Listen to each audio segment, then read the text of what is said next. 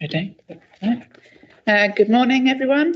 My name is Councillor Iro, for those watching online, and I am the Deputy Chair chairing today's meeting in the absence of Councillor Sullivan, the Chair. My first task is to remind all members that this meeting is being live streamed on the internet for live and subsequent broadcast. So please keep this in mind when speaking. The press and public can record and take photos if they wish. Right, item 2. Item 2, are there any apologies? I have an apology from Councillor Sullivan. Are there any others? Okay. Item 3 then, declarations of interest. Can all members declare any interest now, please, or before any relevant item?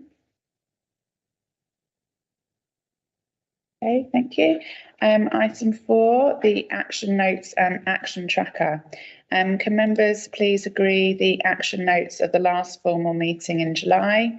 We also have an action tracker so that members can keep an eye on outstanding actions such as requests for information and note when information has been received. I need to get agreement.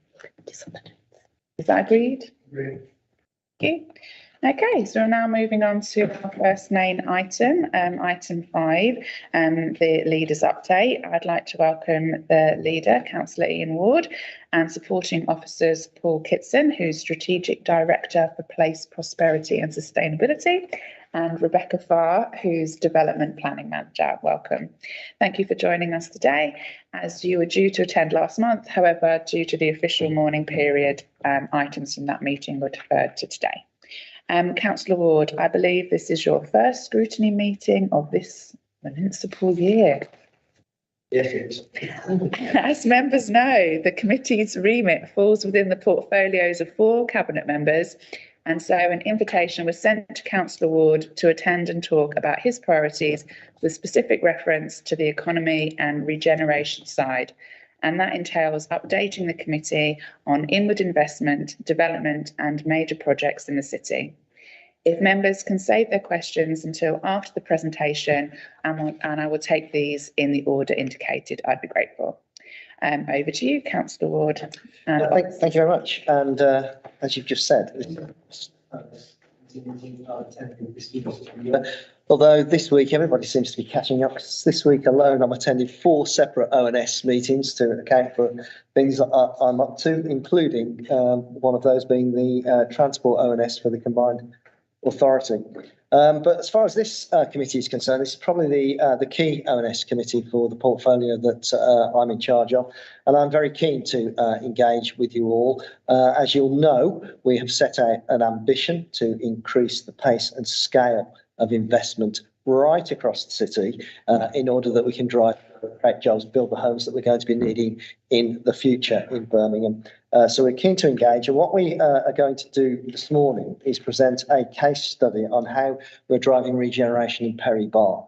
The reason we've chosen Perry Bar is 2 reasons. The main one being to demonstrate an ongoing legacy from the Commonwealth Games, and the way that attracting that event into the city has led to will lead to the transformation of Perry Bar. It's already underway. £700 million already invested in that particular location. But as Becky is going to be explaining, she presents some slides. That investment will go on right the way over the next 20 years as the lives of people in Perry Bar will be transformed as a result of a sporting event coming into the city. So you can connect these things up, major events coming in and economic growth in the city. And I hope people have seen that this summer during the Commonwealth Games. And the second reason I'm particularly keen to get this case study presented is to dispel this myth that we heard yet again yesterday in the council meeting, that the city council only focuses on investment in the city centre. Now, as I said yesterday,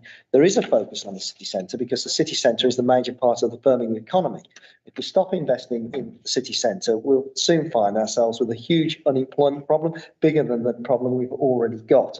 So there has to be a focus on that. But at the same time, we balance that out by investing in other areas around the city. And Perry Bar is a very good example, but there are others. Longbridge, where there's a major mixed-use development going on, the former Austin car stop there. Langley, which is a major housing development site in the north of Birmingham, almost 6,000 new homes to be developed there, which is the equivalent of building Bridge North in Birmingham, major scheme. Now, there are other housing schemes right across the city in different locations. We're happy to come and talk about. Peddymore, again in the north of Birmingham, which is a major industrial investment site, the largest industrial investment site we have in the city. But Wheels is another example of where we are looking to relocate and grow industry in the city in order we can create jobs. The Wheels site, of course, is just in East Birmingham, and it's a critical site because it's in one of the poorest neighbourhoods in the city, and we desperately want to connect the jobs that are created there with the high level of unemployment that we see in East Birmingham. And East Birmingham itself is the subject of our sustainable regeneration plans, where we are now proposing that East Birmingham alongside North Solihull becomes a future investment zone where we can continue to lever in investment and jobs and build the homes that are going to be needed in the future. And we're more than happy to come and talk about that at a future meeting.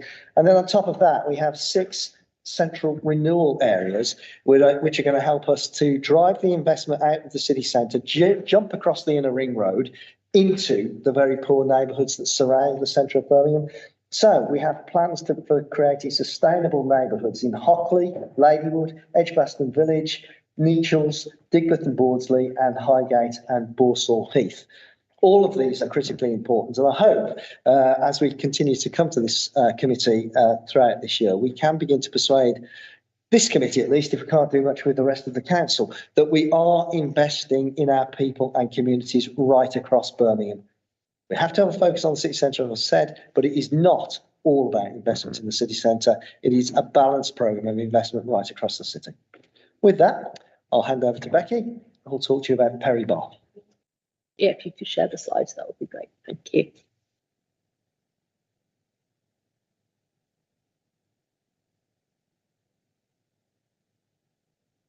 Wait for them to come on speed.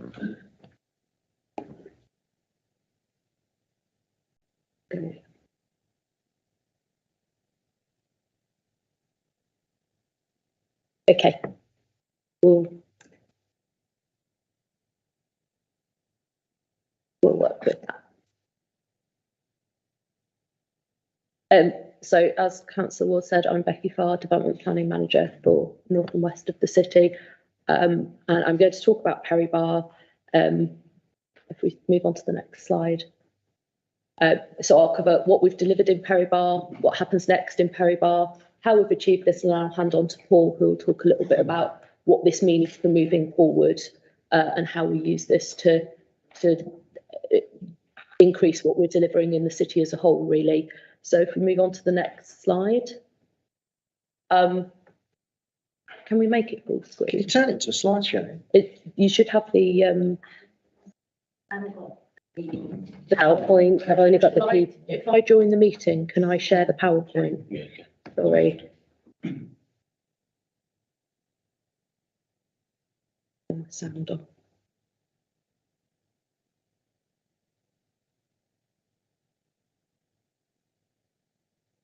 Right. Make sure I share the.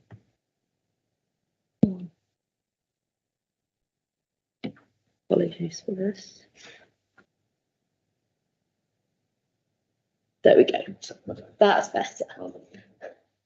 So you'll all know where Perry Bar is. I won't dwell on this, but just a couple of points to note. The core part of the Perry Bar regeneration is around the town centre and the former BCU site at the bottom of this plan on the left, with the residential scheme. Just across the road, you've got the one-stop shopping centre, and the Alexander Stadium sits up to the north of this area. It's a bit of a unique area in the city in that it's got 5 allotment sites, 2 of the city's biggest parks, a river and a canal, all within that picture. So there's some particular opportunities that presents for Perry Bar, but lots of parts of the city have features that we should really be focusing on. And just a couple of before pictures on the right there. So this is the Birchfield Island, as was, where you had to go up and down 71 steps to cross diagonally across the road at this junction. we were quite shocked when we actually counted it. We knew it was a lot, and you can see this, the poorly maintained and boarded up shop fronts. There were businesses there as well that were operating well, but actually a very poor environment for them to operate in. So what's been delivered at Perry Bar, we've put across the public sector more than £700 million of investment into Perry Bar over the last 3 years or so, 3-4 years.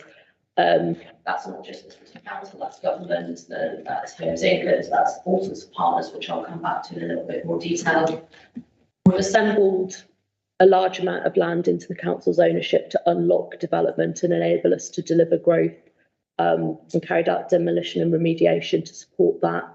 We've put in sustainable and active travel interventions. We've created new public spaces. We've put in supporting infrastructure as well, whether that's schools, leisure, education, sports facilities, but obviously things like the Alexander Stadium. We've delivered some really significant social value outputs, which again I'll touch on. And we've set a real clear vision for the next 2 decades for the area. So delving into those in a little bit more detail, the Perry Bar residential scheme on the former Birmingham City University site has a full consent for 1,414 homes, of which 968 are nearing completion across 4 plots. They are all apartments driven by the requirements for games time, with lots of opportunity for family housing in future phases. This is the right location for apartments. It's the most accessible point in Perry Bar. We've got 312 of those secured as affordable housing through the planning application, along with up to 99 units as affordable through the First Homes pilot programme. We also have a later living element of that, 268 units on plot 6, which will include all of the potential providers looking to operate that facility will include an additional element of affordable. So the affordable is really bumped up to a range of offers. We've created a new central park and a new linear park along what was part of Aldridge Road previously. There's low levels of car parking. We're being ambitious about the fact that this is a really well located development, and actually providing car parking en masse cannot continue in a way that's sustainable, and actually the focus on public transport, access to micro mobility, access to car clubs, etc., is the way that we can deliver sustainable growth in the longer term. We'll have people moving in from January. The units are looking really good, and it's really exciting to see them now as apartments, having seen them right from the beginning as drawings on a plan drawings. There's 6 more plots over here to make up that balance of 1,414, and we've got an outline consent for 500 on the adjacent site. Can I just make 2 points about this? First of all, this first phase on the first 4 plots, as Becky said, mainly apartments. This is now one of the best connected locations by public transport in the city. So there's been investment in the railway station.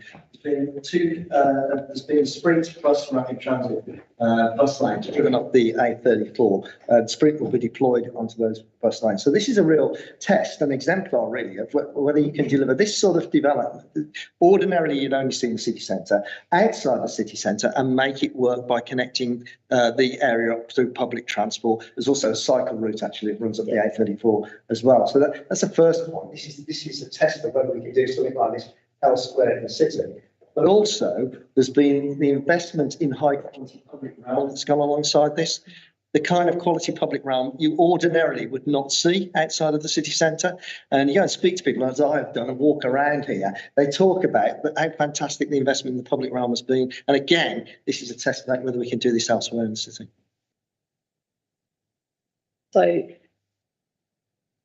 we've also delivered a £30 million highway project, which reconfigured the Birchfield Junction and flyover.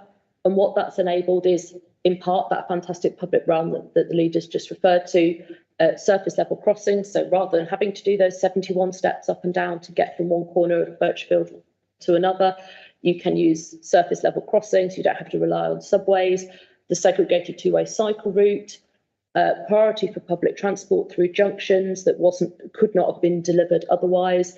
improved access to one stop and access and egress from one stop, in fact, and also created additional sites for development that would not have been available to develop because of the road configuration previously. Public transport, as the leader has said, the rail station, I don't know if any of you knew it previously, but you could easily have passed and not noticed it. The new rail station is a landmark for the area, but it also has significantly improved capacity. Even with the university closed, the old rail station did not have sufficient capacity for the numbers of passengers that wanted to use that station. The new station has capacity for 1 million passengers per annum, which met both games time need and will meet need as more new housing is developed in the area. Reconfigured bus interchange, I don't have a picture of that. It's incredibly difficult to photograph a bus interchange, it turns out. But it provides more public space, more efficient bus movements, and reduces the number of crossings across bus lanes that pedestrians have to carry out to access local shops and facilities. Improved public transport priority, Sprint bus network, as the leader said, and opportunities for micro-mobility hubs within the area as well. To support all of that, obviously, there's a wide range of infrastructure needed. There's a new secondary school and sixth form that has opened in Perry Bar. There's investment gone into local sports facilities as well, of course, as the Alexander Stadium.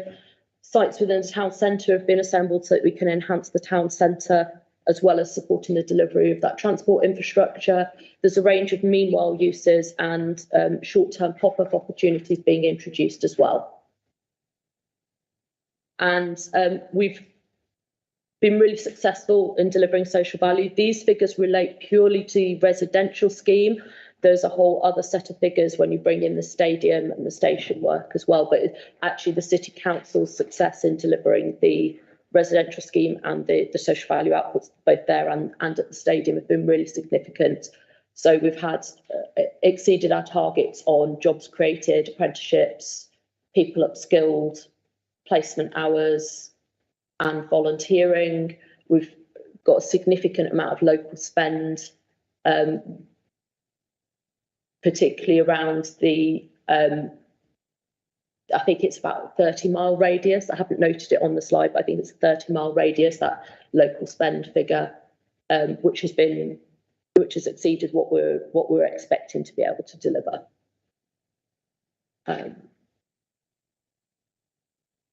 I might have gone too far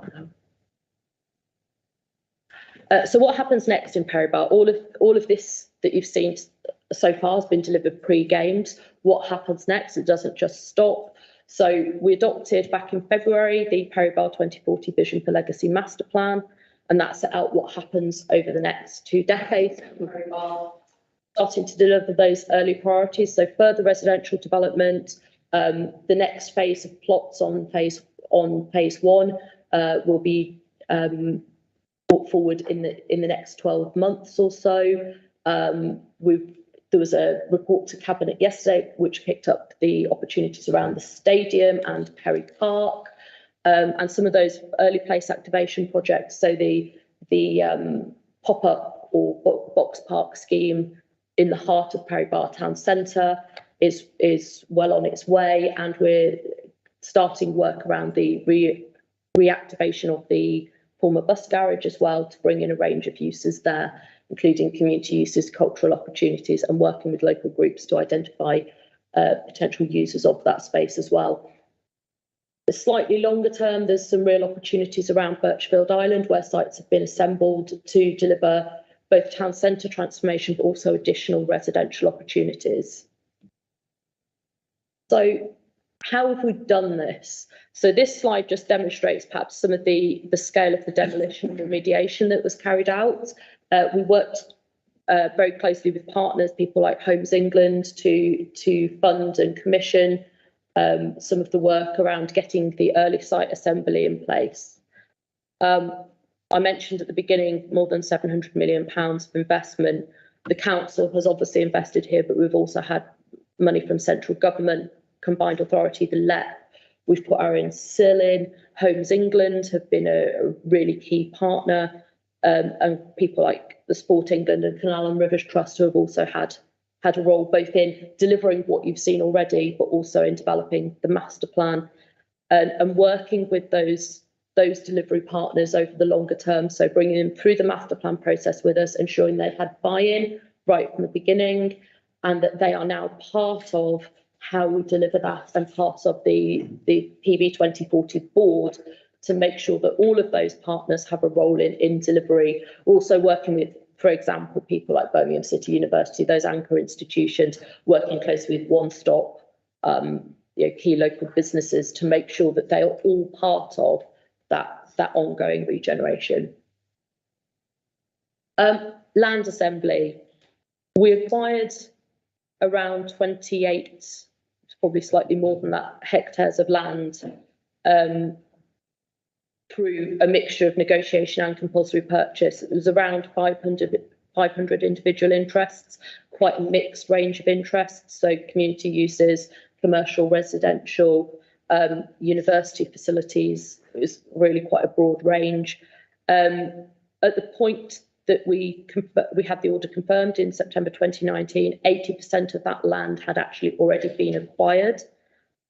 We've now vested all of that land, and the majority of the claims are finalised. This obviously, it has been really, it's a huge CPO, but it does give us a lot of learning for what we do on future developments as well, and how we can use that learning moving forward.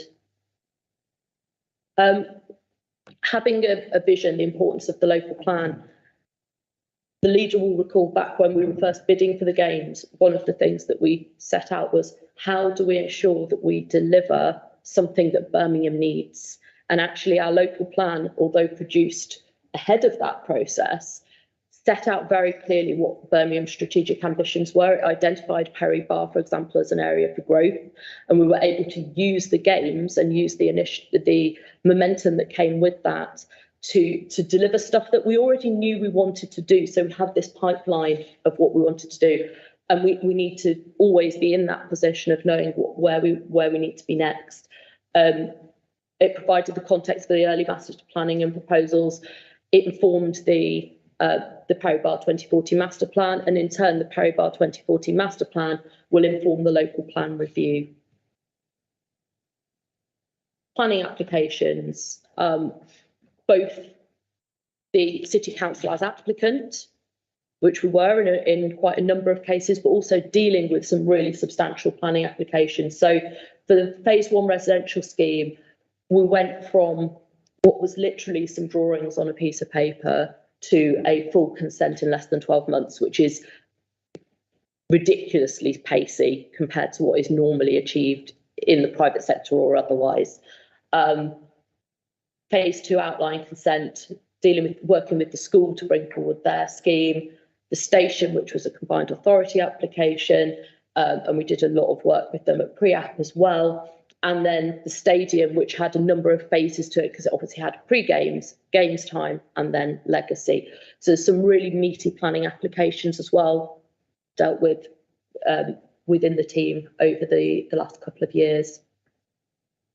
And I've mentioned some of those strategic partners, but actually the local community, local businesses, local organisations have also been really key in this. So we had an overarching comms and engagement strategy in place, and remains in place, to work with those and continue to engage those local people.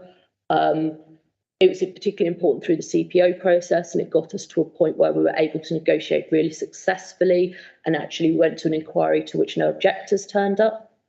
There was particular engagement around specific consultations, targeted engagement, and throughout the master plan production, we had early workshops with our front loading events.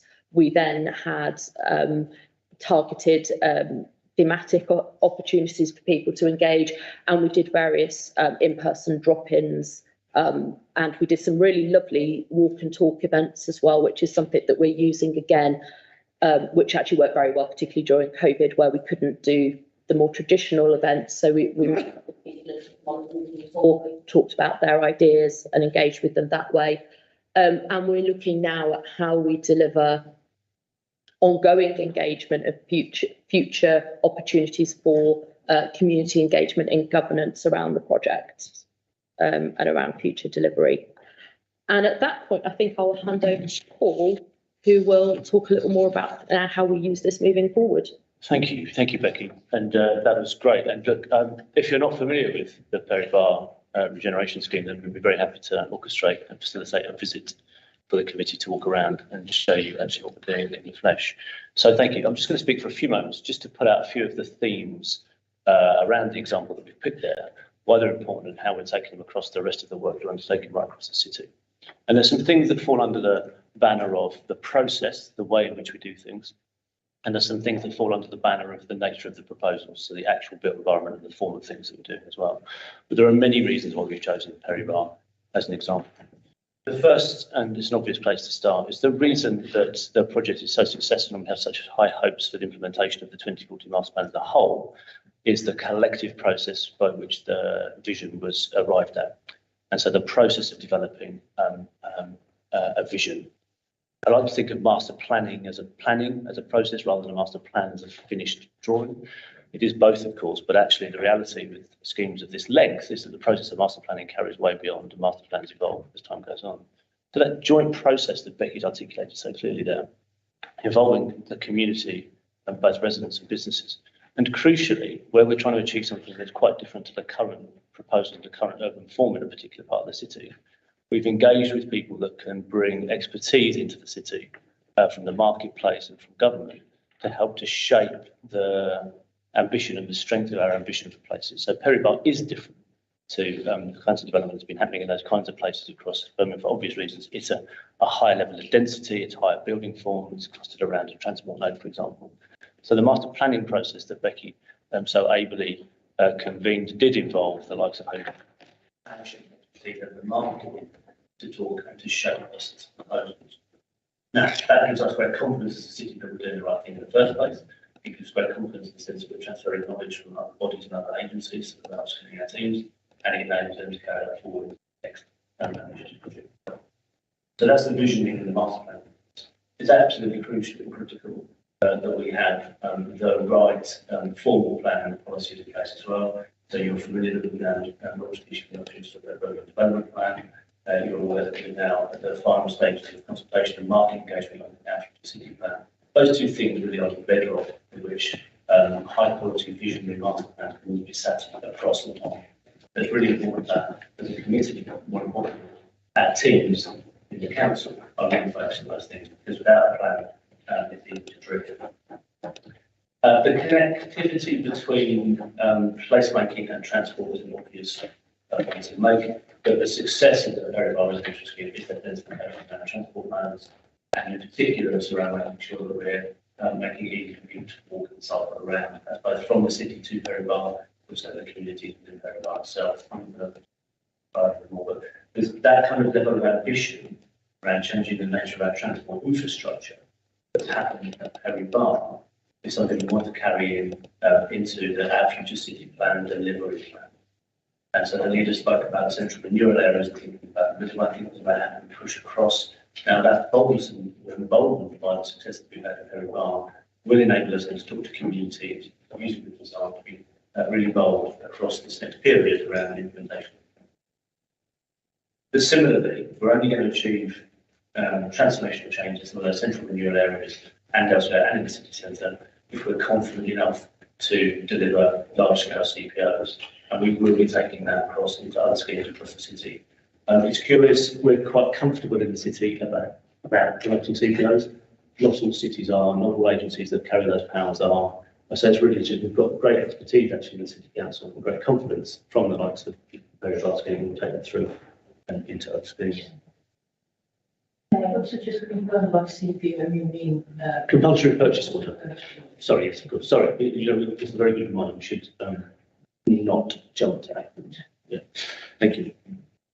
And then when we move into the form and the nature of the development, there is something quite transformational about the nature of the residential development of Pobar. It's in three bits really. One is the density and the height and the building quality. So it's the kind of densification around transport nodes that you'd expect to see in confident European cities. and more comprehensive in this country, where you're actually saying apartment living can work for a very broad range of people. And the second is the broad range of tenure, actually. So what we've got there is first ownership, we've got social rent, we've got private rented, and we've got extra care, which might have a range of tenures within it and so on. A breadth of first homes, of course, a breadth of tenures that we don't see, I think, in concentration anywhere else in the city. Now, we all know we need to increase the rate of building affordable housing. So a breadth of tenures enables people to access a different range of housing depending on their personal circumstances. So it's a model that we'd like to take elsewhere. And that point, the third factor about the kind of nature of development, the extra care piece that I mentioned there, the intergenerational planning there, thinking about the way that different people at different stages of life live in different urban forms, and they're connected by a well-placed, well-designed green spaces, for example, is ambitious and transformational, and it's giving consideration, great consideration to the type of place, the type of feel the place will have to live in. And I think hats off to the team that got to that point. So really interesting mix of types of people at different stages of their lives, with different housing ambitions, are able to access housing in the same place and access those public services. And then the final point I just make is the point that's obvious, really, but is about the strength of partnership. And it strikes me that what we've learned as a team across the directorate is that we can bring people in at different stages of a project like Perry Bar in order to shape both the development of the plans, the structural and finance and structural delivery plans, and then the implementation. And those partnerships might be different at different stages of the project. And that's something we're very confident to do. And those partnerships we formed in that project, I think, will be applied to projects right across the city. So we've used Perry Bar, for example, I hope you can see, because it shows a way forward, really, for both a way of working, but also a new type of urban form, which is more appropriate to the demands and the needs of the city. So I think at that point we'll be cool. And I think that's questions, Chair. Thank you very much. Wonderful. Thank you, Councillor Ward, Rebecca and Paul. Right, Councillor Morrell. Thank you, Chair. Thank you for coming to committee today, Leader, Rebecca and Paul. I mean, I've been on this committee for a very long time, and it feels like Groundhog Day every time we talk about the Perry Hard development. It's almost like you're patting yourself on the back, which is all good because obviously it was great, but it wasn't all a screeching success, was it? There were some challenges, and particularly overspend with the Perry Bar bus depot. And let's not forget, the development was originally supposed to be an athletes village, which didn't end up happening. So now obviously it's becoming a housing development. So I'd like to know what lessons you have learned from this development, from those challenges, and how you're going to apply those lessons to developments in future. Leader, you talk about proportion of investment that's happening in the city centre. We're not against that. I completely understand that obviously the city centre is a huge driving force for economic growth in this city. But there is a large proportion of so-called affordable housing being built in the city centre. And I've always questioned, why is it all happening in the city centre and not out elsewhere? Because that does have a knock-on effect with other elements of the Birmingham economy, in particular the nighttime economy, which members on this committee know I'm always banging on about. And I'd like you to expand more on what's happening outside the city, in particular in Longridge, where I am. It's nice to see you're supporting the government's investment zones. I'd like to know if you're supporting our proposals to turn Longridge into investment zone. You've mentioned Pennymore, you've mentioned Birmingham Wheels. Obviously, you'll know we opposed the development of Birmingham Wheels. I'd like to know what's happening with the sports facilities there, because there was an obligation to move those sports facilities off that site. And finally, I would like to, in terms of the development, we're talking of Perry Bar, you talk about your ambitious plan for transport infrastructure. And I noticed on one of the slides, you talked about the low amount of car parking spaces. I'm sure you're aware of the concept of unintended consequences. You might think that you are trying to get people out their cars by not allowing them to park at the facilities. I would argue the opposite. What's going to happen is people will move into the facility, they will have their cars, and they're just going to gridlock the residential roads around, parking on pavements and all the rest of it. So I'd like to know in future what your strategy is actually to mitigate that, because effectively that's what will happen. Thank you, Chair. Okay, I'll have a first go at that, and no doubt Becky and Paul will also contribute. First of all, yes, the Perry Bar scheme did come with its challenges, not least the ambition to try and deliver this in time for the Commonwealth Games. And as Becky mentioned in one of the slides, to go from assembling the site to full planning consent in 12 months is really going at it. Probably no other site of this scale has achieved that anywhere else in the city. So it was a challenge from the start. But what it's also demonstrated is if you can focus in on something and you've got that hard deadline, you know you've got to deliver it, then you can achieve these things. I think that is a lesson for how you might move forward in other areas around the city in delivering this sort of investment and development. The Athletes Village was not delivered in time for the Games in the event. That was due to the pandemic. We could never have predicted that. We were already on a very tight timescale, given that we were asked to deliver the Commonwealth Games in 3.5 years rather than the usual 7 that's permitted, because you recall, originally bid for 26, ended up delivering in 22. So there are no doubt lessons that we can learn from all of that experience.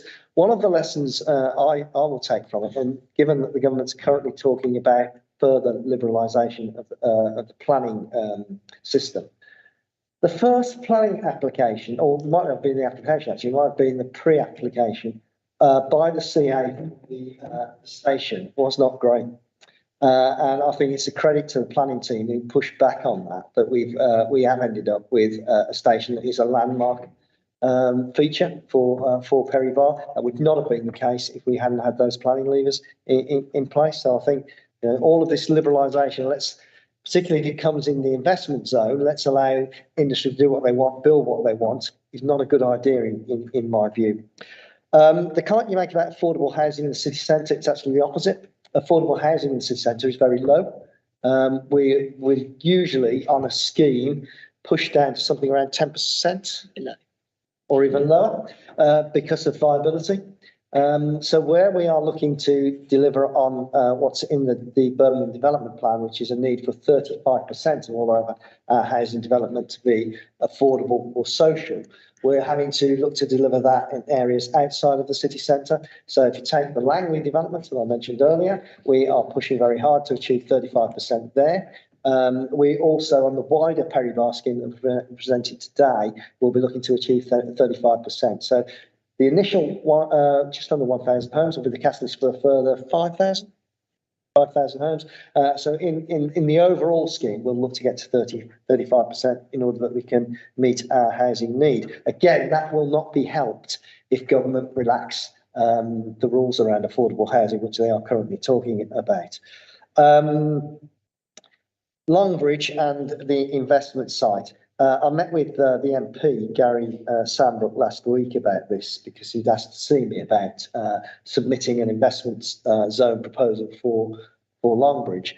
Unfortunately, we're not able to do that. One, because we're on a very tight deadline to submit the expression of interest into government. But secondly, perhaps more significantly, we've been working on East Birmingham for a number of years now, and we've made it clear that that would be a priority for the next major piece of investment to create a sustainable, or to create a real significant change in the quality of life, jobs and homes in that part of the city. So the investment zone proposal we're putting in is in partnership with Solihull, and it will be East Birmingham and North Solihull. And the intention is to connect up those deprived communities at very, very high levels of unemployment to the city centre at one end and to the opportunities afforded by the airport, the NEC and UK Central that will be coming forward out on that particular site. So that will be our investment zone proposal.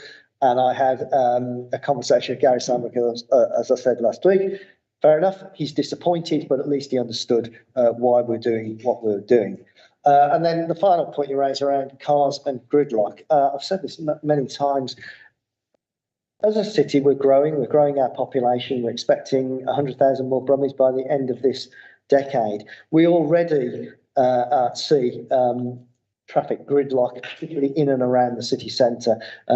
My journey in now is back to pretty much time-wise where it was pre-pandemic. There's much more traffic on the road. If we don't do something to get people out of their cars and onto public transport and more sustainable forms of transport, particularly for short journeys, 45% of the car journeys in this city are 2 miles or less. So we need to get people doing those journeys in a different way. And of course, the plan to do that is to invest in public transport. So like you've seen with Perry Bar, where there's been significant investment in public transport, the best connected location in the city by public transport is now to test out, okay, will we see what you've asserted, people still want to own cars in that location, or will we see people using public transport to get in and out of the city centre from that location? Interestingly, in the city centre now, on developments which have got car parking at the bottom, we're increasingly seeing the developers of those sites come back to planning committee saying we no longer need this car parking because people living in the city centre no longer own cars, and they want to convert those spaces to things like gyms and cinemas. So we've got to invest in public transport, and this is difficult because we don't have the kind of resources that you see in cities across Europe where public transport tends to be far better than the United Kingdom, outside of London. So it is a challenge, but I think we've got to do this if we're to avoid the total gridlock of the city in the future. Because putting everybody who currently drives petrol or diesel car into an electric car will end us up with us being gridlocked. We've got to change the way people move around. Very much.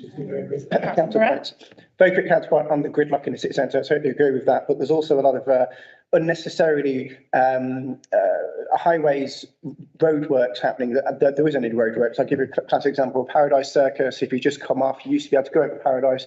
There's a barrier there that's been put by highways that cars just drive round, and it's deliberately been put there to, I would argue, probably create a gridlock. And as you come up Queensway, you used to be able to drive into the Jewellery Quarter. The road's been blocked off there as well with highways measures, and there's no roadworks happening. It's been like that for 12 years. And often you'll come on Queensway, you'll see ambulances that can't get to where they're going to because the cars are so gridlocked.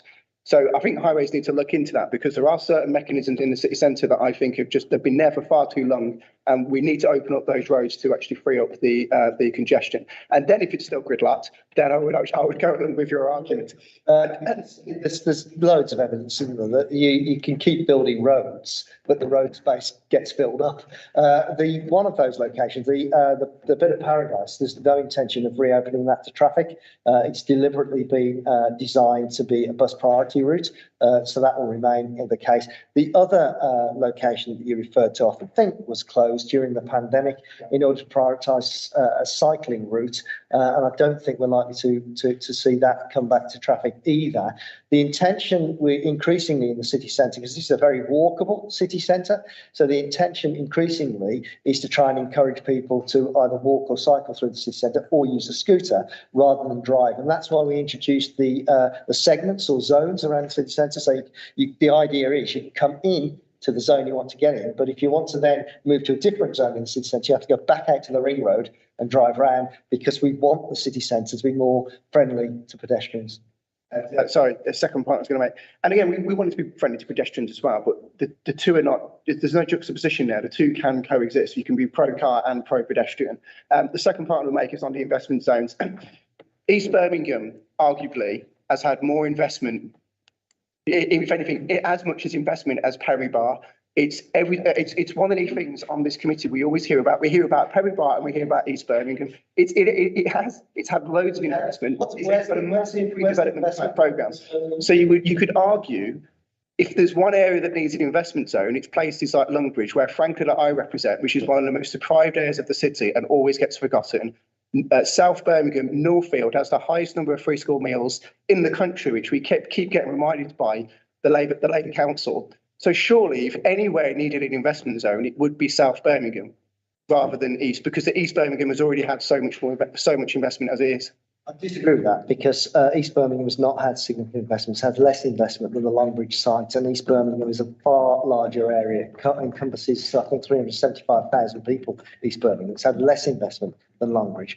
One of the reasons that, whilst an investment zone would help, but one of the reasons why we wouldn't prioritise it is that the investment in the Longbridge site is coming forward anyway. So we've already seen the start of homes being built there. There's investment in in the industrial site, I know that's stalled a little bit, but nonetheless, that investment has begun. The city centre has already been created, the town centre has already been created there, and the next phase of housing has received planning will shortly be underway. So I don't think that it would be the location I would choose that would most benefit in this city from having the investment zone. And Simon, if you go and look it up, there's very, very little investment taking place in East Birmingham over the last 20 years. The plan, though, there's a huge development. There is a huge plan to move forward. That is because it is needed. East Birmingham has some of the highest levels of deprivation and some of the highest levels of unemployment. Okay, thanks. Thank you. We'll have to agree to disagree. Let's move on. Councillor Parkin. Thank you. Thanks, everyone, for that this morning. I've just got a couple of 3 questions about Pobar, which I know quite well because I'm a Birmingham City season ticket holder. So I drive. I'm one of the few. So I drive through Pobar quite a lot over the years, and so yeah, just a couple of specifics on that, and also on the question about Langley actually. So just to rattle through them, the Birmingham City Council, the commitment funding wise of the 700 million, it's a collection of agencies. So what is the council's element within that? Is the first question. Secondly, do you believe that it's improved the traffic flow? Because one of the big conversations I've always had with residents as well is that the previous traffic flow, although it didn't look great, and certainly the subways was not good for pedestrians. Is there any evidence that all this work has actually created an improvement in the flow? The middle area, when you're driving through, it is still boarded up, isn't it? I noticed before the games that was boards up there. They're still there, aren't they? So presumably there's still work to be done in that section. So I just wondered what that was. The jobs creation, I think you mentioned there was 500 or 600 jobs created. How much of this development has been focused on retail and business provision as opposed to residential? I presume it's mainly residential you're talking about. And the final question on the Perry Bar element was is actually the cycling route that goes from town into Perry Bar that was done obviously before Perry Bar. It's a standing joke whenever I'm in a taxi that I've never seen a cyclist on it. I mean, it seems to me that a lot of money was spent on that, but have you got any evidence that anybody ever uses it? So this is the section from Birmingham into Perry Bar.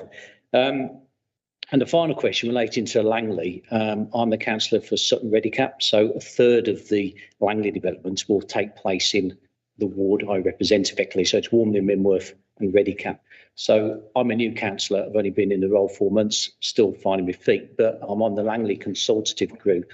And the general feeling is that this development is, as Councillor Ward mentioned, is the size of Bridgnorth. I mean, even for Birmingham, this is a huge development, isn't it, Langley? It's probably something you've never done before. So how resourced, how is Birmingham City Council going to cope with that? Has it got a team in place? Does it have the sufficient resources, and will it involve local councillors such as myself in future conversations? So sorry to throw all that out there. No, those are my general questions. We are, as I said at the very beginning, one of the things we're attempting to do is to increase the pace and scale of development right across the city. So it is a challenge for the team in Place, Prosperity and Sustainability Directorate to actually deal with that. So I'll let Paul pick that point up at the end. The first point you raised about the City Council's contribution. Well, the City Council's contribution financially was, I don't know the numbers off the top of my head, but there was borrowing done to secure the site. And that borrowing, the idea is that borrowing would pay back by the sale of the apartments as we go forward. And there was community infrastructure levy put into this. But the major role of the council was of course holding the ring with all these other partners to ensure that this investment came in and that we delivered what we delivered thus far and will continue to go on to deliver.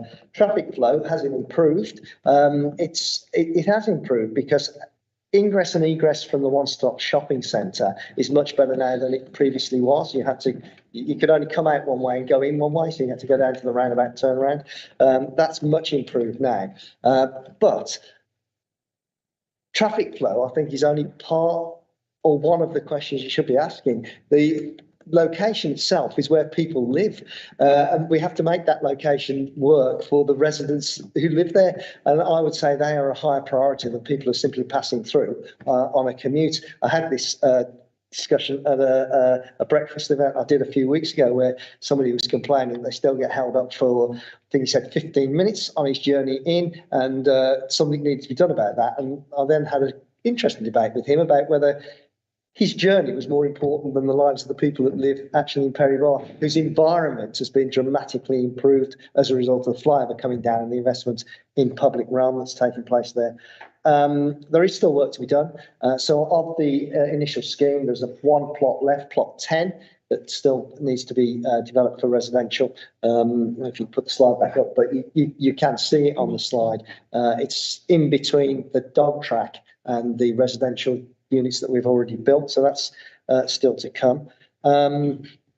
It's predominantly residential rather than retail, as you've said, but interestingly, the investment here and the flyover coming down, which increases the connection from the residential side of the road over to the one-stop shopping centre, has led the owners of the one-stop shopping centre to think about redevelopment of that site, which prior to this, they wouldn't even communicate with the council about. So that's an advantage as well.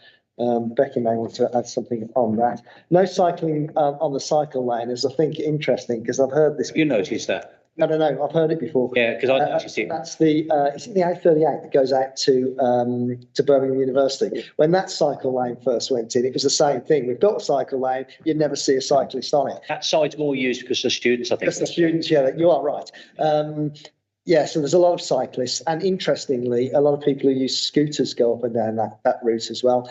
I suspect with the A34, as that residential development gets occupied, you will begin to see more and more people cycling up and down that cycle lane. One of the things I thought about when the link to Birmingham University was first put in place is that we should put an electronic counter up and just count the number of people, so people would see as they drive past. Just about to mention it, there's a counter up, yeah. Oh, there is. Apparently there is one. There is one, yeah, I'm driving, so. Yeah, and Langley, yeah, I'll let Paul answer about teams and capacity. Yeah, so that's a good question. So projects like Langley demand a different style of approach in planning. But the first thing to say is, and again, happy to get into this in more detail in the future of one of these meetings, is we've got, in terms of the scale of the volume of demand on our services, we've probably got the highest performing planning team in the country. So over and around 10,000 applications a year, a very, very high volume of relatively small scale householder applications, which are dealt with in time. The government measures planning performance by determination within statutory timescales and depending on the size of the application. On all of those size categories, we're 90+%, which is usually 30-40% above the target. So we're performing very, very well as a planning team. Now, but that's not resting on our laurels, because the conversations I have with the development community, I had the conversation yesterday, I'll have another one tomorrow, is actually, are we doing everything we need to do before you submit planning? Have we got the breadth of technical skills required to make sure that we're getting the application in a good sense, and so on and so forth. So it's not just a planning determination period. What we've got is a very able and very broadly and well qualified planning team. Big pools of specialists around urban design, for example, which is not founded on the planning authorities. So that's not to deflect the question, because the question's right, but actually it's important to note that we have a very high performing planning team, and Becky and colleagues will say, and I'm continuing to push them to be even better, because it's such an important part of the council's role in ensuring that we have the right economic and housing growth. I think with Langley, and I know this from the other side of the table, the demands on the planning team will change and vary as the project develops. So certainly you need dedicated case officers, certainly you need formal agreements between applicant and the planning authority. How do they expect to behave? How do we expect to behave? What are the required timescales? And so on and so forth, because of the scale and the complexity of an application like that. What I would say again is many planning authorities in the country would be hugely intimidated by an application and the development of that scale, and Birmingham much less so. And that's not being, again, overly complacent. It's just that we are very used to dealing with large scale complex applications. So the skills are there. It's about making sure that we've got the right aggregation skills at the right time so that developers can move at the pace they want to. We're pleased with the proposals that are coming forward so far. We're particularly pleased with the proposal to be policy compliant on affordable housing. So that scheme plays a hugely important role in the supply of diverse kind of housing intended for the city as a whole. Thank you. Yes, thank you. I'm also new to the council and I'm on the learning curve here. And so there's a few things that have come out of this conversation, and thank you very much for the presentation. Of really helpful. I think one of the big successes of the Commonwealth Games and being able to get to Perry Bar was the free and accessible public transport, and I understand that that's not so easy for the council to deliver. But you know, if we do want to get people moving around the city, not in cars, then it absolutely has to be quick, cheap, convenient, and safe for them to use the bus services or other ways of public transport. The cycle lanes, I cycle into the city now every time I come in. So I've seen a lot more people out on bikes, but again, the cycling provision needs to be safe and it needs to be good quality. Coming on, I know it's only a temporary one, but Bradford Street, by taking my life in my hands, I almost got knocked over by a National Express bus turning left in front of me the other day. The driver just hadn't clocked that it's blue cycle route there.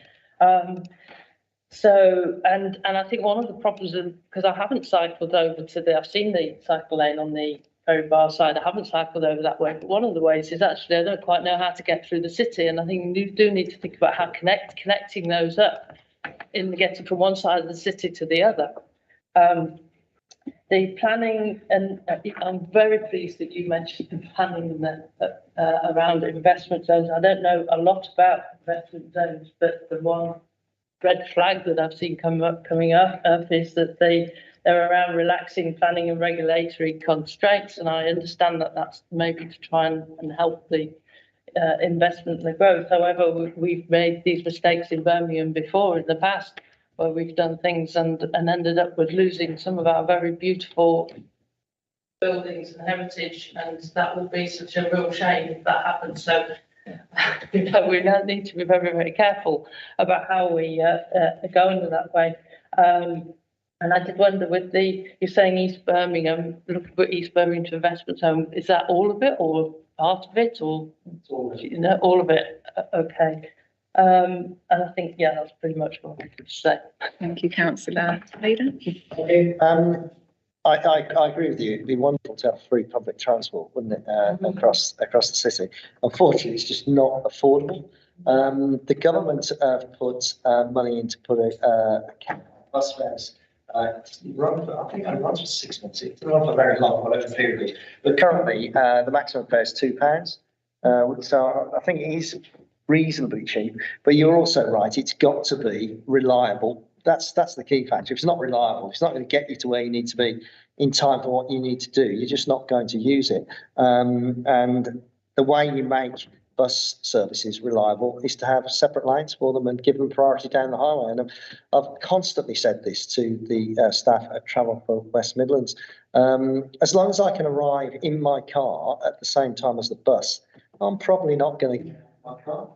So if you slow me down and the bus gets there before me, I'm thinking about getting out of my car, and that's what you've got to do. And that's a tough message for car drivers, because you don't like the idea if you're driving your car that you're going to be inconvenienced in order that there'll be a separate lane where the bus whizzes past you. But that is the only way you are going to incentivise most of us who quite like to be sat in our private vehicle with the radio on, driving to where we want to go. You've got to prioritise the bus, and that's why we need to be investing more in bus priority schemes if we're going to make that modal shift of people out of cars onto buses and more sustainable forms of transport.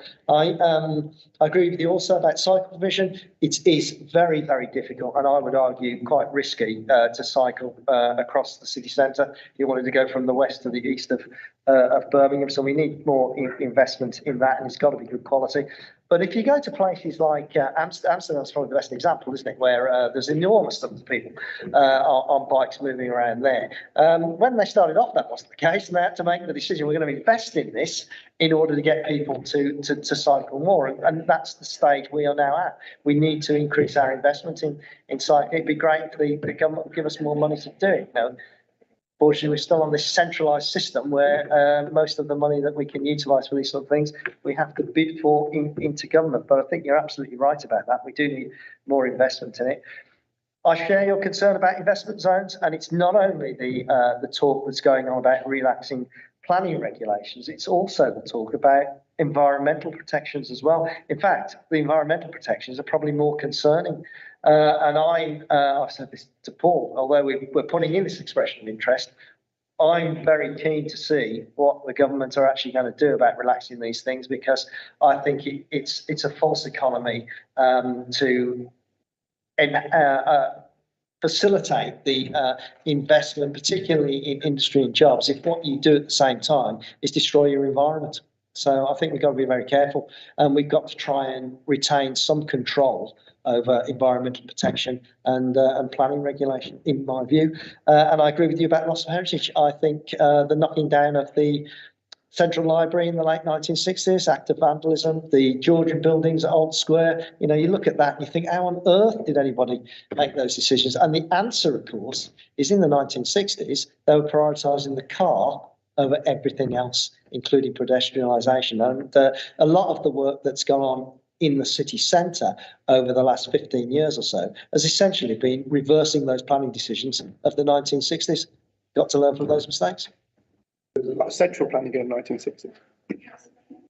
I've got 2 points. I think it's really interesting about accessibility. We're talking about like the steps going down and being able to access areas. I think that's interesting from disability, but also from people's safety. So like main concern for me is always violence against women and girls. And a lot of infrastructure that we have in place is to promote women feel unsafe in our public spaces and in our towns.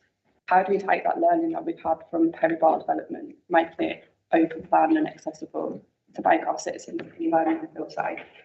And then my other question, being as we've talked about Birmingham City earlier, Villa Park is 24-minute walk from Pobar station. Match day is an absolute nightmare. It's not accessible. When you're trying to get home, it can take you an hour and a half. I always go to the pub for an extra pint because it's just easier than waiting in the train station. Come to St Andrews instead. A few people. How do you use Pobar as the most, connected area to make it more attractive for families, both home and away, to maybe perhaps do that more, and then use the bus network or trains to get back into Birmingham where they need to be? Is that like a missed opportunity? Right, I'll let you pick up your point about the lessons from Perry about safety and design. But first of all, just want to say something about, I agree with you about safety. I've had this argument with people in highways that what we do, and I understand the reasons we do this, is there's a national standard that is set for street lighting. So we will obviously conform with that standard when we provide street lighting around the streets. But what I've said to the people in highways is, well, if we've got women telling us they don't feel safe, it's not good enough that we've simply met the national standard. Women are telling us they don't feel safe. We need to be doing something about it. We need to be above that standard. So I agree with your comments about safety. Villa Park. It's a nice story, this, but it's not entirely dissimilar from the Commonwealth Games. As you'll know, we are shortlisted as a venue or a host city for the UEFA Men's Football Championships 2028. I think we are likely to be successful because if you look at the other host cities that have been listed, we're the only Midlands one, so we're in a good space, I think. Now, as a result of that, if we are to be a host city, and Villa Park will be the ground that's used, there's got to be some investment in Villa Park itself because it currently doesn't have enough seats. Villa are looking at that, and they've got a plan for that. But also, as part of it, we have looked at the wider area and how fans move in and out. So there is a proposal. It's not Perry Bar Station. It's might be Witton Station. Is it Witton? Yeah.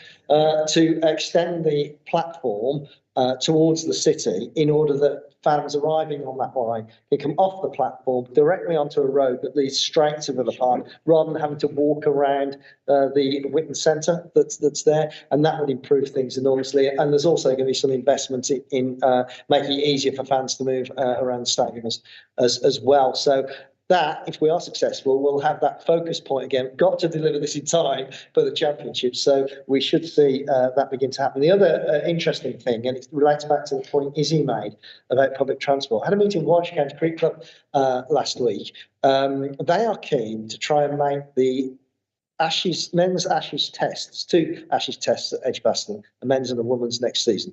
The men's one, they're quite keen to try and make that carbon neutral. That's a real challenge for a sporting event. We'll have 25,000 people in and out for 4 days. And one of the things they've asked us about is, could there be free public transport from the city centre out to the ground and back again? And we're having a look at how we might make that work.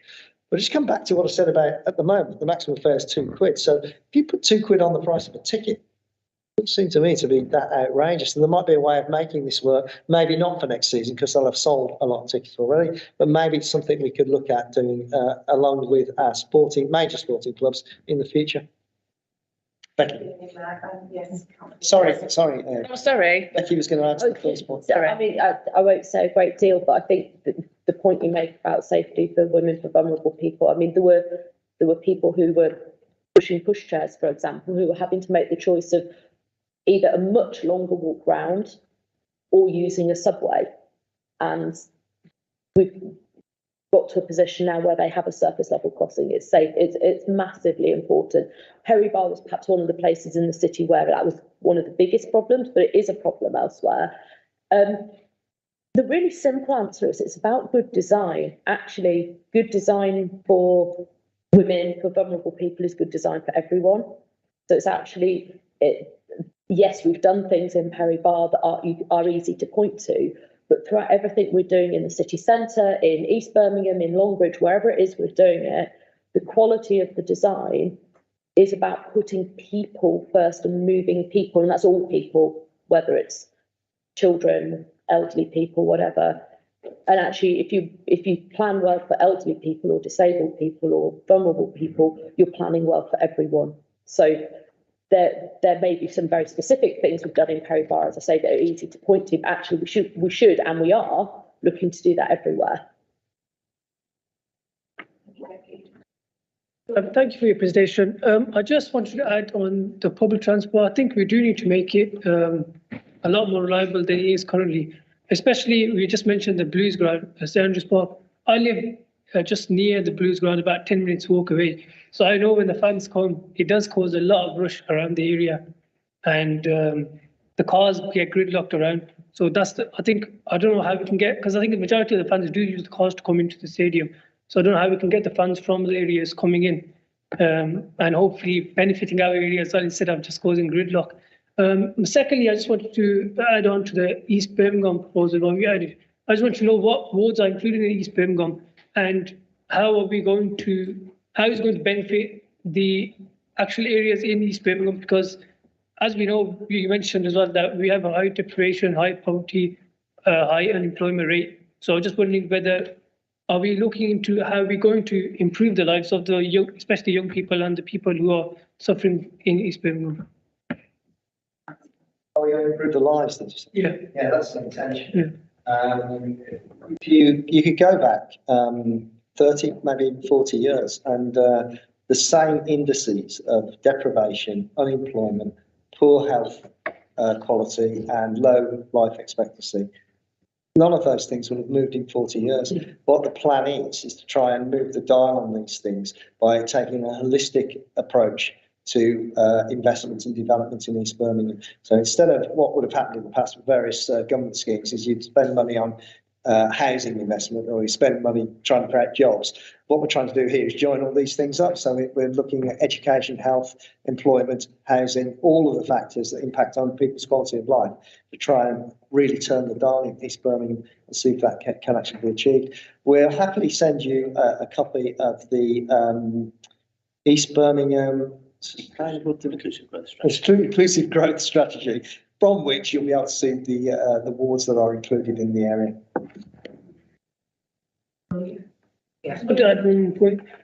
As you've mentioned about 60s, that's the fear that the area has. When we talk about investment, a lot of the area does fear, they do fear that we have investments, but how will it benefit us?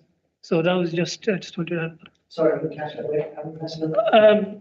The investment that we have, like you're saying, since the 60s, we haven't had proper investment. The deprivation hasn't been decreased or anything. So that's the concern of the residents of the areas. That hopefully that's why our aim is to hopefully improve the lives of the. Yeah, and that's why it's important that education and skills are part of this, because when we look at education and qualifications across this as a whole, particularly in East Birmingham, what we see is that people don't have the skills and the qualifications to get the kind of jobs that are going to be created in the future. So we've got to close that gap off. If otherwise, we'll simply bring jobs into the area that local people won't be able to access. So it's important that that's part of it. And then the other bit that I think is going to be significant, Paul may want to comment on this, is you'll be aware we're working with Coventry and Wolverhampton about a retrofit scheme for social housing. And as we begin to look at the detail of that in properties, yes, we'll retrofit large numbers, but there'll also be significant numbers that it just won't be viable to do that, and we'll end up with demolition and rebuild. And there are some of those areas in East Birmingham where you've got very, very tight and dense residential areas, hardly any green space. This will be an opportunity to actually do some redevelopment, create some environmental space that should improve the quality of the area in which people live. Yeah, and in addition to that, the retrofit proposals, which essentially is trying to address this gulf difference of the performance of buildings between homes that are built today and homes built 30 years ago, 50 years or 100 years ago. So how do you improve the efficiency of those buildings to make them warmer and more secure? So retrofit is the label that's used. 3 cities, so Coventry, Wolverhampton and Birmingham, come together to develop proposals for the public housing stock that sit between those 3 cities. And I think the really important point to pick up on is actually the skills opportunity here. Yeah. So the retrofitted properties, bringing buildings up to a good performance standard, is going to be one of the blossoming industries of the whole country. And in particular, I think because of the high levels of social housing stock across Birmingham, and particularly in Birmingham. So ensuring that as we develop these funding and other proposals to retrofit properties right across the city, the 2 things that really need to happen off the back of that. One is making sure that our education institutions are following close field courses and programs that require upskill. Second, knowing those businesses that are already in that area to do some of those things. So, retrofitting, not giving the support, encouraging, background support to grow as well. So the supply chain, the skills as well. It'd be really interesting to come back and maybe you have a focus on these future businesses. On building retrofit is one of the biggest programs or change. Essentially, there's a new industry, like say, in the country, particularly. I think it fits very nicely into our next item, which is our inquiry. So, are there any further questions? Can I just ask one general question, Ian? When you look at the statistics of Birmingham, it's shocking, really, isn't it? The deprivation statistics and the unemployment statistics, we get them emailed to us every month, don't we? And Birmingham's unemployment is 11.4%, which is significantly higher than, yeah, I mean, Manchester's the next big city on there, and it's 7.5%. Why is Birmingham, in your view, particularly bad? And is there a percentage that you think, I mean, you're never going to get 100% employment in Birmingham, but have we got a big issue, underlying problem here? And what do you think it is? And what realistically is the goal? Well, I think Birmingham's always been a city of immigration. So we've all had people coming into Birmingham from all around the world. And what tends to happen in all cities is cities tend to be the focus of deprivation.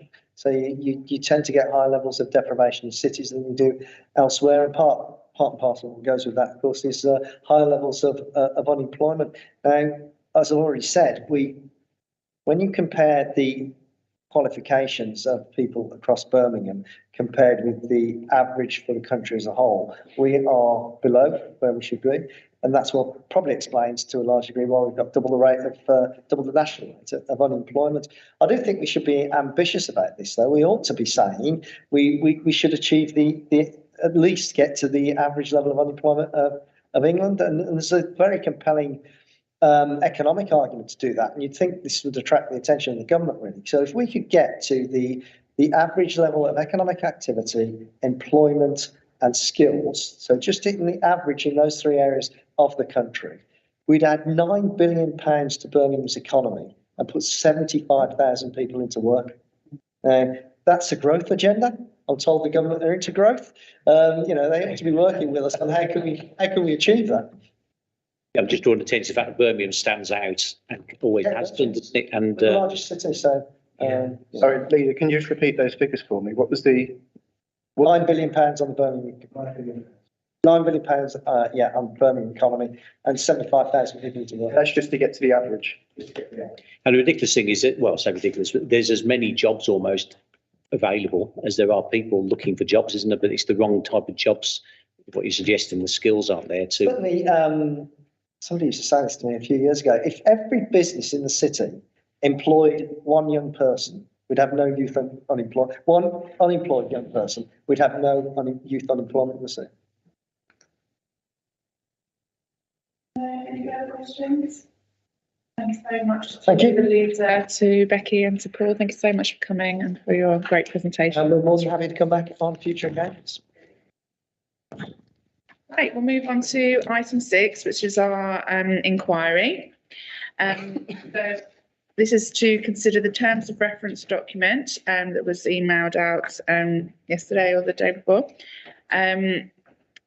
outlining our inquiry on employment and skills that, yes, Fiona has circulated for our consideration. This was considered by the first meeting of the working group last Friday. So members are being asked to check that this reflects all the key lines of inquiry that have raised previously and that the terms of reference are also accurate. We have the opportunity at this stage to add anything else that we consider relevant. Fiona's not here. She's there. Hello, Fiona, you are here. I'll hand over to Fiona now to talk us through the document and the next stages of the inquiry. Thank you, Fiona. Thank you, Chair, and good morning, members. I think the Chair's given the basic introduction for the terms of reference. I'm not proposing to share it on screen because I think in that room it's not very helpful when the document's on screen, but I'll just provide a little bit of the background and then I can take members through the report and the document that's been circulated. So at the start of the municipal year, all committees were asked to identify topics for a scrutiny inquiry, and an inquiry is an opportunity for members to look at a topic in more depth, to produce a report, to make recommendations, and that's presented to City Council, and that those recommendations are responded to. At the beginning of the municipal year, the Economy and Skills Committee identified the issue of youth unemployment as your inquiry proposal, and that was agreed by coordinating committee, so hence that inquiry has been taken forward. The particular issues that members identified at the meetings earlier in the year were, as has just been discussed, the high levels of youth unemployment, the jobs pipeline, so how to match local people to the jobs that are both currently available and will be coming online in the future, skills funding in the future, currently and in the future, and there was the question about looking at specific sectors of the jobs market and the skills that are needed, and also equalities issues that young people face accessing the jobs market and the skills that they need. So the terms of reference that have been circulated with the papers today reflect the work that's taken place over the summer to really try and clarify what the inquiry will focus on, what the inquiry aims to achieve, who will carry out the work and provide the evidence, how the inquiry will actually be carried out, so the role of the task and finish group that's been established and the role of the committee itself, and the timescales for the inquiry and when it will be reported to City Council, and the other piece that we're working on at the moment is actually the dates for the task and finish group meetings. So as has been mentioned, the task and finish group met on the 30th of September. And the draft that members have today is a draft that was agreed at that meeting. Unfortunately, only 2 members were able to make, of the 5 members on the task and finish group, only 2 members were able to make that meeting. It did continue on that date because it had previously been postponed due to the period of public mourning. So as the chair has set out, there is the opportunity today to make any further comments on the terms of reference, because this at the end of the day is the members, is your inquiry. So just going to Appendix 1, which sets out the terms of reference, which is on page 31, I think, of the pack that's been circulated. the key question and section 2 of that document really set out the what question of the inquiry. So the question that's has been proposed that the committee will look at is, how is the council responding to the Breaking Down the Barriers report, and what is a vision for lifelong learning and skills across the city? Over the summer, what was realised is that the issues that you as a committee had identified earlier in the year very much align with the issues that were identified in the Breaking Down the Barriers report that was published last year. And there is a lot of policy development work that needs to take place to actually implement those recommendations. So bringing the work of the Scrutiny Committee together with the recommendations from that report provides a real opportunity for members to really look at those issues in depth. It means that if this is agreed at the committee today, you're almost a step ahead of yourselves, because there's a lot of work that has fed into the Breaking Down the Barriers report that you can build on, so you don't have to duplicate that. But the issues that you've already identified that have been supported by the Breaking Down the Barriers report, you can really start to focus on those, and those are set out in section 2 of the appendix. So on page 35 of the pack, there are 5 bullet points, and those are the 5 recommendations, the 5 areas within the Breaking Down the Barriers report that match with the issues that you as a committee have already identified. There are 10 recommendations overall in the Breaking Down the Barriers report, and it's not proposed that the committee takes on all of those. Some of the recommendations don't relate directly to skills and employment, but I think it's also important to recognise that, given the timescales that I'll come on to, it's really important that the inquiry has a tight focus that can be achieved within the timescales. Sorry, Fiona, can I just interrupt? Yes. You're talking about the five bullet points on page 35. I can't find that on our thing. We've sent it as a separate item. We've been sent it as a separate item on page. Appendix 1. So it's this document. Okay, sorry, if it's been emailed. Sorry, I thought it'd been included in the agenda pack.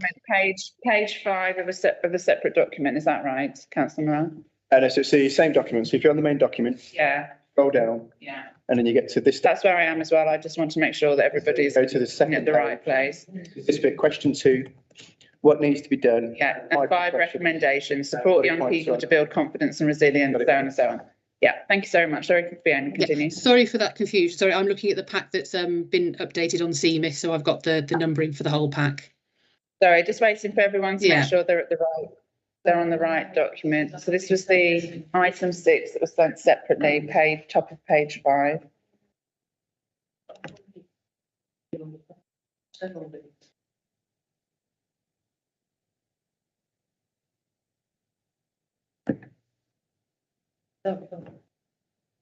Yeah, okay, Fiona, thank you. Continue. Yeah. So those 5 bullet points, as I say, are the 5 of the points that have already been identified in the Breaking Down the Barriers report. If I just come back to the key question, and I think Kate Reynolds is in the room as well, I think, just sitting to the left of Basim, is that correct? Yes. So we've been working closely with Kate and her team on this, and those 5 bullet points are quite specific points, and in drafting the recommendations, we didn't want to feel like the committee was being tied down to a very, very specific focus. So it does also include the vision for lifelong learning and skills across the city. So that does give members the opportunity to ask questions about other areas, but this is what we're proposing is the main focus of the inquiry, as I say, to be able to complete this work within the timescales. And the timescales are set out under section 3 of the appendix of the terms of reference. So it is proposed that the report would be presented to City Council on the 4th of April. One of the main focuses is to try and complete inquiries as far as possible within the municipal year, but it does create quite a tight timescale, because reporting to City Council would mean that the evidence gathering would have to finish by the end of January to allow the time for drafting the report, circulating the report, agreeing the recommendations, and the whole sign-off process. So this is the balance between including as much as members want to in the inquiry, but also having a tight enough focus so it can be completed within the time that's available. The who question for this inquiry, the membership of the task and finish group that will undertake the majority of this work is set out in the final box of the appendix. So the members of the task and finish group are Councillor Sullivan, Aziz, Morale, Brennan and Knowles. It has been agreed that Councillor Sullivan will chair the inquiry. Obviously, she's given her apologies today, she isn't available. But when the task and finish group met, as I say, because there are only 2 members who were able to attend that meeting, they didn't agree a deputy chair for the inquiry. So that is one of the recommendations that's been put to the committee today, to ask you to appoint a deputy chair for the inquiry. The other part of who for this inquiry is set out in section 2. So there is a long list of people and organisations that the task and finish group felt would be important to ask for information and evidence for the inquiry. Some of this will be presented to the committee itself. So the work plan sets out that Kate and her team will be bringing a report back to the November meeting that will start to answer and provide a lot of the data and the information on skills funding that the members have asked for. But a lot of the work, as I say, will be happening through task and finish group meetings that will be happening outside of the committee meetings from this smaller group of members that have been identified. The other part that I just want to highlight on this list of organisations is that there are, because of the range and scope of the inquiry and the work that the committee undertakes, there are a lot of organisations there that sit outside the statutory function that the scrutiny committee has to require evidence. So they've been indicated with an asterisk. But in my experience, when organisations have been asked to take part in inquiries, they've always wanted to, but I just think it's important to acknowledge that we'll be asking organisations to participate that aren't required to provide evidence or attend meetings. I've covered the timescales. I've covered how the inquiry will work through both committee meetings and task and finish groups. But I also want to highlight, and this is set out in section 3 of the cover report, that the sign-off process for this inquiry would be through the task and finish group, and ultimately through a group of members, a cross-party group of members will be able to sign off the report. The final document will be signed off by the chair of the inquiry once any final amendments have been made before it's presented to City Council. I think I've tried to reflect there what the task and finish group had agreed, but I have had a subsequent conversation with Councillor Morel, who wasn't able to make the meeting, and he has highlighted 2 points which I think are broadly covered within the terms of reference, but members may want to consider making these more specific in the terms of reference around the marketing and communication strategies that can be used to engage disenfranchised young people so that they're aware of this jobs and skills opportunities that are available. And also how young people are supported to develop entrepreneurial skills. And that, if that's agreed, one of the organisations that could be added to the list is the Prince's Trust. So I think I've taken you through the contents of the terms of reference as it stands at the moment. Councillor Knowles and Councillor Morel may want to add. Councillor Knowles was at the task and finish group meeting. Councillor Morel may want to expand on the points that I've just reported. And Kate also has been involved in this work over the summer and was at the task and finish group meeting. So may want to comment as well. And then I'm happy to take questions. Thank you, Fiona. Shall we first vote on deputy chair for the task and finish? I'm happy to put myself forward.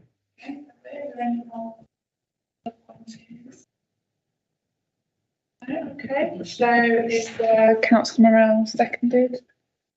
Agreed? Agreed? Lovely, thank you. So that's Councillor Morel as deputy chair. Thank you so much. Wonderful. Okay, so Councillor Morel. Yeah, just to expand, so unfortunately I couldn't make the meeting because my plane had been delayed, so I couldn't actually get to the. I was really gutted as well because this is obviously something I'm really passionate about. We had a meeting offline, Fiona, and the first thing that jumped out at me was the key questions very vague. It's not necessarily a negative thing because typically a vague question can be quite ambiguous, can't it? So you can fit quite a lot in it, but it does focus a lot on the breaking down barriers, lifelong learning and skills. And I did want to try and get entrepreneurship in there a little bit because, you know, it's something I'm really passionate about. And also when it comes to the 5 key points, again, it's focusing on the breaking down barriers. That's great, but we also need to expand on young and disenfranchised people. The inclusion strategy that the Birmingham City Council is currently working on, something I'm very passionate about. You know, I talk a lot about is working class boys, particularly white working class and Black Caribbean, who are 3 times more likely to be expelled rather than going to university. That's an area I really want to focus on. And on the back of that is the entrepreneurship stuff. So the work that the Prince's Trust do, these sorts of organisations that really get down to the young and disenfranchised in society and really empower them to go out and start up their own businesses and do their own kind of social enterprises. So I'd like the Prince's Trust to be added onto the list of people to get evidence from. And I wanted to expand on those 5 key recommendations to include marketing and communication, because I find often the issue that we have is there's so many opportunities in our city, but people just don't know about them. And I'll give an example in Frankly, where I am. You always get people say, oh, there's nothing for the kids to do. There's so much stuff, especially in Frankly, there's so much stuff. And we're so fortunate with the local community centres with stuff that happens. The problem is they're just not very good at marketing it. They'll put something on Facebook, they'll share it in a local community group, but it's not going direct through people's doors or whatnot. So it's how do you break down those kind of communication barriers? How do you actually reach the kid who's sitting at home playing video games, you know, who doesn't get out, who doesn't socialise, doesn't have any friends? You know, how are you reaching these sorts of people? As what's just been said, I'm not sure if you were listening here, Fiona, for the leader.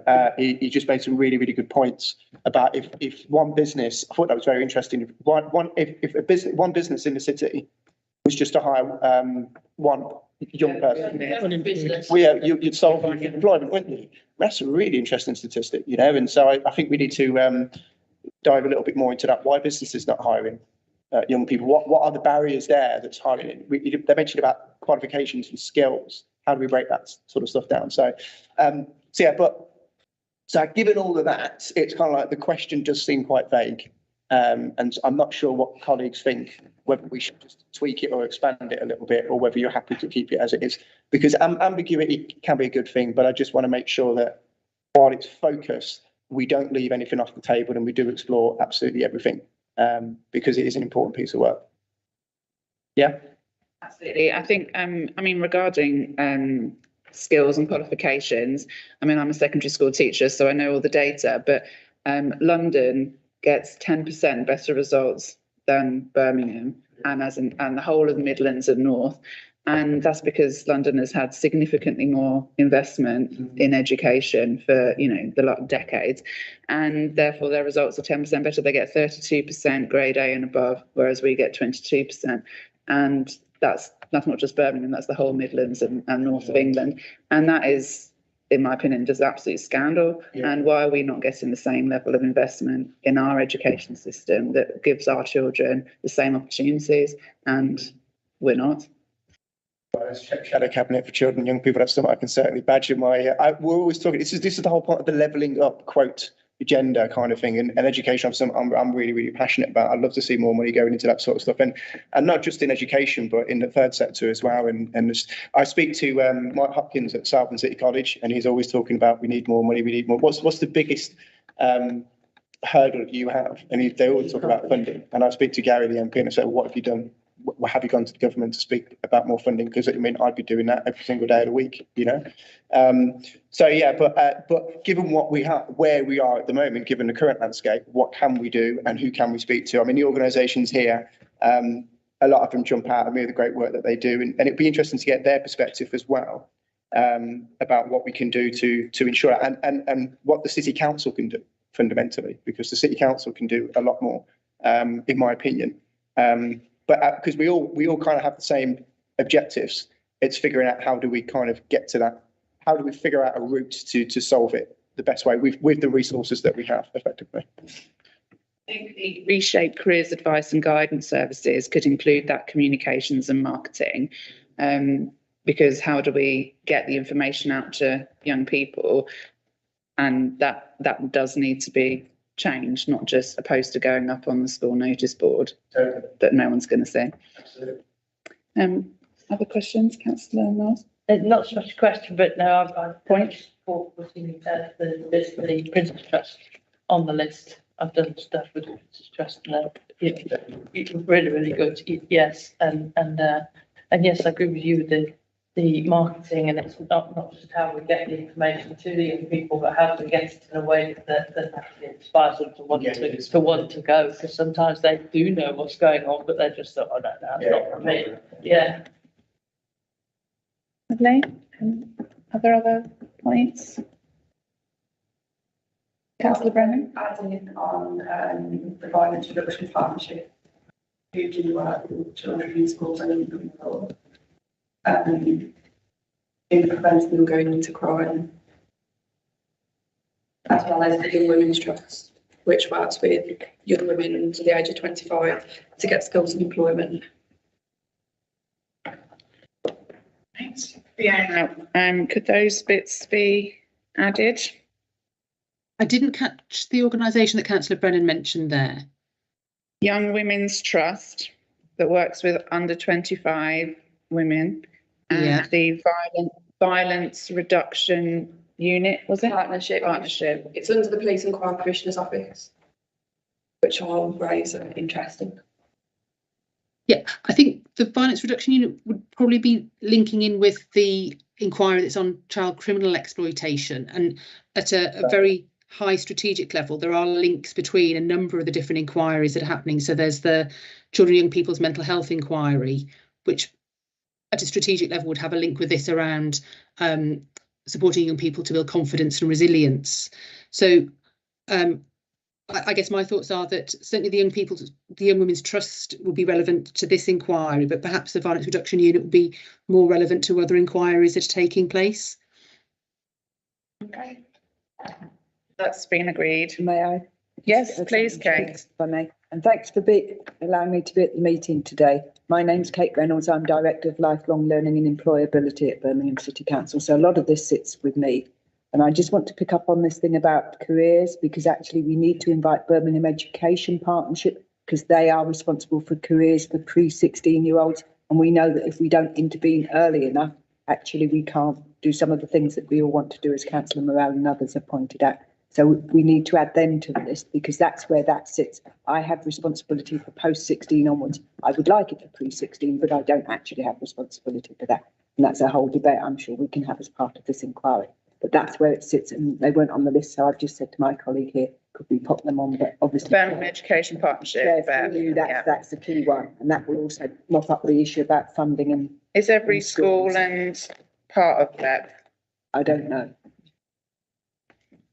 I don't know quite what that structure is, but I know they are responsible for school improvement in the city. So it would be a good idea to have Tim, who is the Chief Executive of Birmingham Education Partnership, along. There's a brilliant programme called Step Together. I don't know if you've heard of it. I've had meetings with the VRP about it, and it's run at schools across Birmingham. And I think it started last year, and there's only about 13, 14 schools, I think, that the funding is allowed for it to do. It's connected to the Police and Crime Commissioner as well.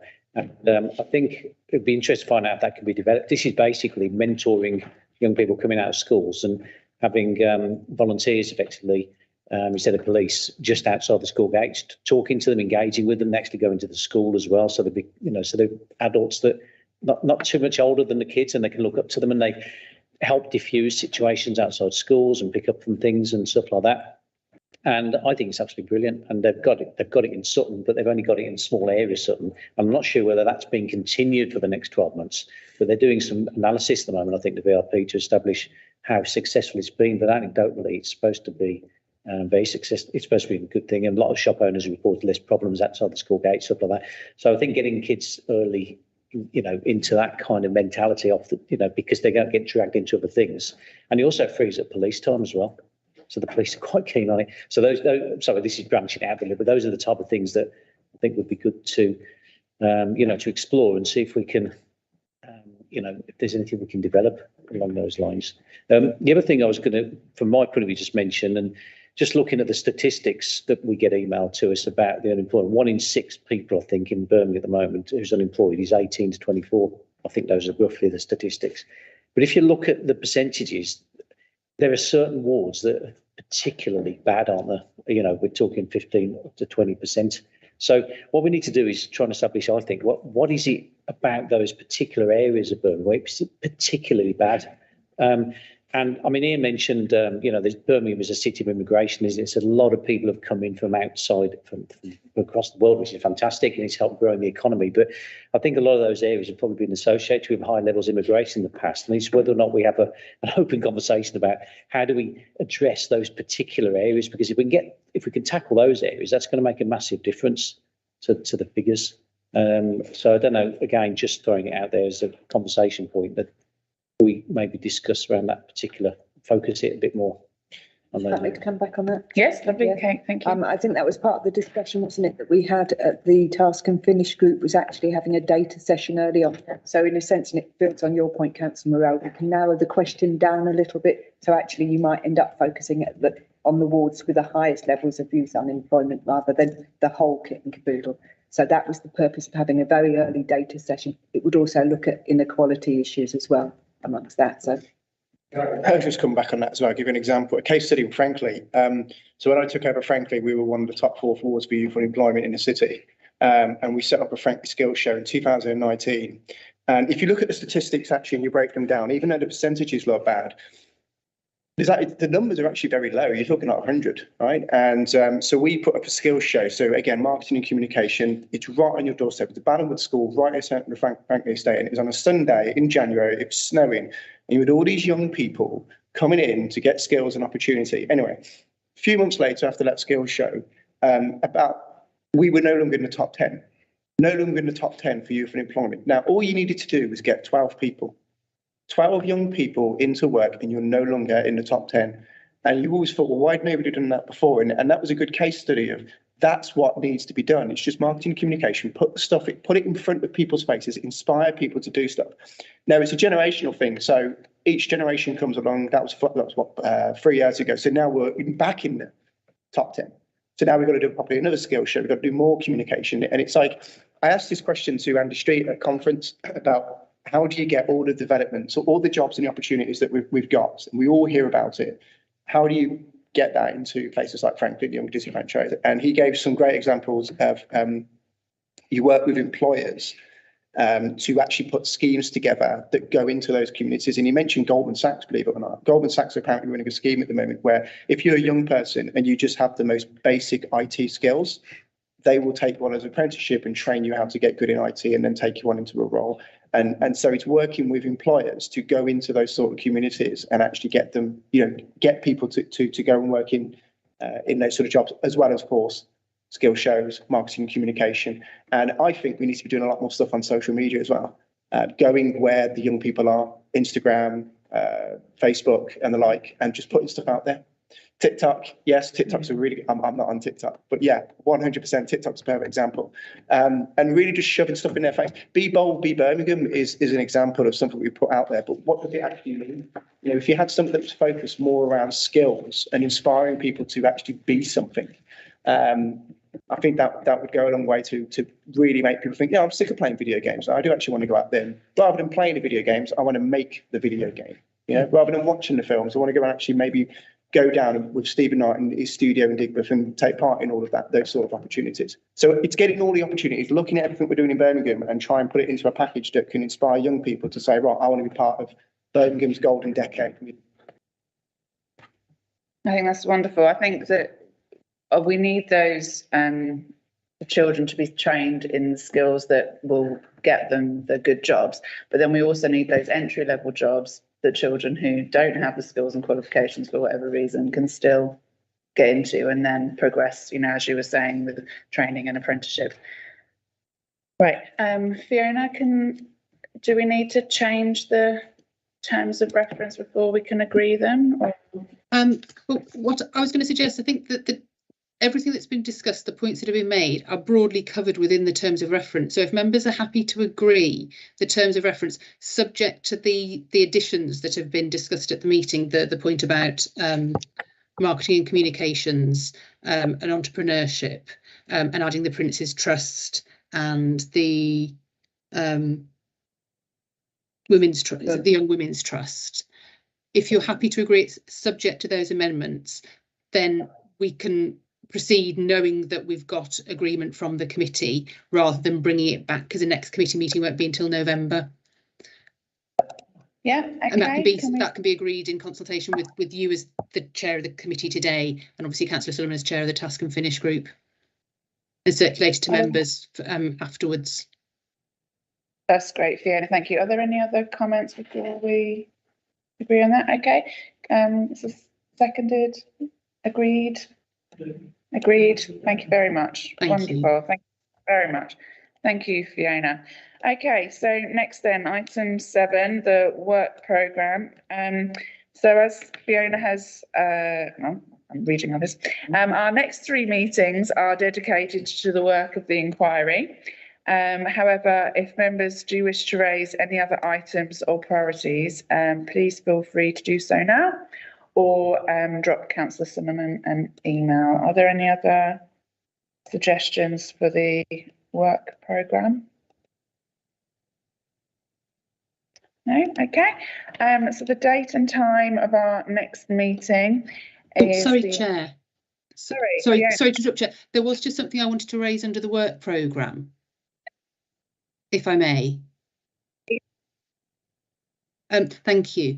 It was just to highlight in the cover report for the work programme. There is section 5 outlines some of the cross-cutting issues that have been identified across the work of the different committees.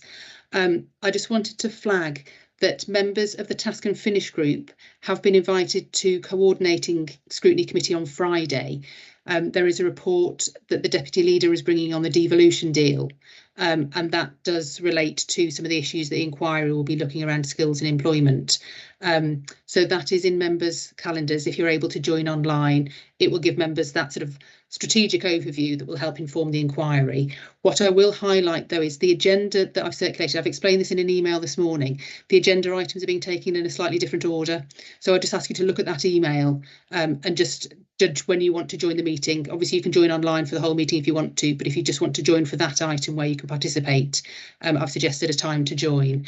The other cross-cutting issues that I've flagged in the cover report is the Resources Committee on the 17th of November will be receiving an update report on the recommendations from the Council Owned Assets inquiry that took place last year. That was carried out by the Economy and Skills Committee, but that work now sits within the remit of the Resources Committee, so the monitoring will happen through those meetings, but all committee members will be invited, and the invitation will go out shortly to attend that meeting. Because members on this committee will understand the background, the context, and will probably, I imagine, want to know what's how those recommendations have been implemented and have an opportunity to ask questions. And then the final cross-cutting point is the Commonwealth Games Employment and Skills Legacy. It was decided at Coordinating Committee that does sit with the Commonwealth Games Culture and Physical Activity Committee. But where they are considering the employment and skills at a future meeting, members of this committee will also be invited. So I just wanted to flag, while the work programme largely sets out the work that you undertake through the inquiry and your committee meetings, there are these cross-cutting issues I just wanted members to be aware of. Thank you. Thank you, Fiona. Okay, so the date of our next meeting is the 9th of November, 10 AM again. That's item 8. Right, item 9. It says, are there any requests for call-ins?